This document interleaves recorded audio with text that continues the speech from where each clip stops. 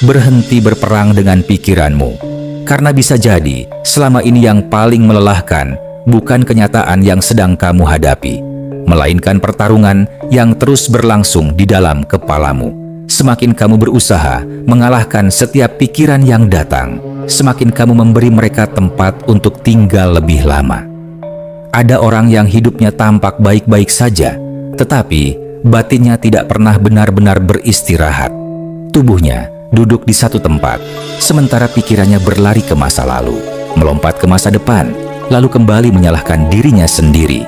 Hari demi hari berlalu, tetapi yang habis bukan hanya waktu. Yang perlahan terkuras adalah ketenangan. Yang jarang disadari, pikiran sebenarnya bukan musuh. Ia hanya menjalankan tugasnya, mengingat, membandingkan, menghitung kemungkinan, dan berusaha melindungimu dari rasa sakit. Masalahnya muncul ketika setiap bisikan di dalam kepala dianggap sebagai kenyataan yang harus dipercaya. Disitulah hidup mulai terasa semakin sempit.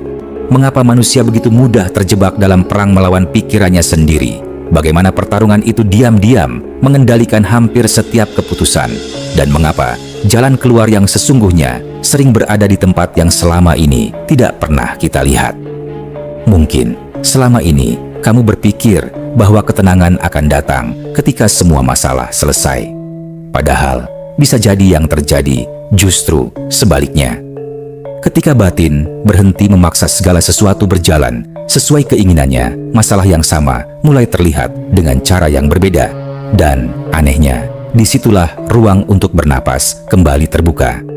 Namun, ini baru permulaan. Karena sebelum memahami cara melepaskan, kita perlu melihat terlebih dahulu mengapa tangan batin kita terus menggenggam sesuatu yang sebenarnya sudah tidak bisa kita ubah. Dan mungkin, di sanalah rahasia yang selama ini kamu cari mulai memperlihatkan dirinya. Kepala yang tidak pernah benar-benar berhenti berbicara. Di balik senyum yang terlihat biasa, seringkali ada percakapan panjang di dalam diri yang bahkan tidak diketahui oleh siapapun. Ilmu ini tumbuh dari pengamatan sederhana bahwa penderitaan manusia seringkali tidak berhenti setelah masalah selesai. Ia justru berpindah bentuk.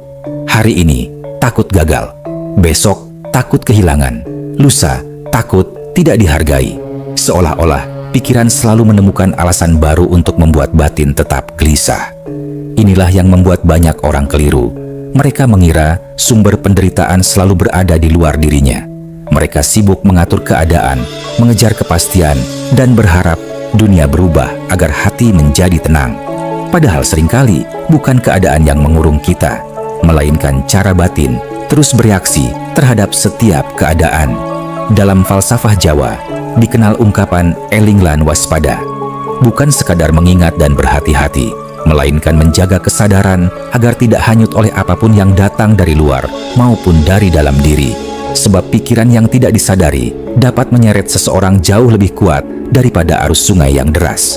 Ketika kesadaran mulai hilang, kita tidak lagi melihat kenyataan apa adanya, melainkan hanya melihat cerita yang terus diputar oleh kepala sendiri.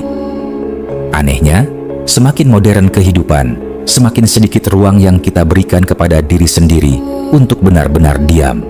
Saat bangun tidur, tangan langsung mencari ponsel. Di sela pekerjaan, pikiran sibuk membandingkan hidup dengan orang lain. Malam hari tubuh sudah lelah, tetapi kepala masih mengulang percakapan, penyesalan, dan kemungkinan-kemungkinan yang bahkan belum tentu terjadi. Rumah batin kita perlahan dipenuhi tamu bernama pikiran, sementara pemilik rumahnya sendiri hampir tidak pernah pulang.